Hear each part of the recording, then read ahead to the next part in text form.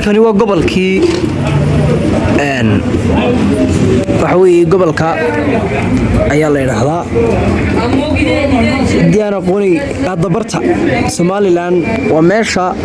inta ugu badan ay isugu yimaadaan dadyo kala duwan oo shaqaalaha wasaaradaha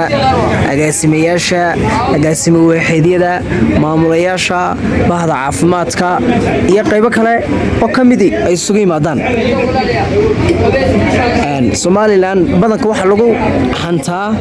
inay tahay mid iskeed waxeeda u soo saarata dadyo kale aan u baahnayn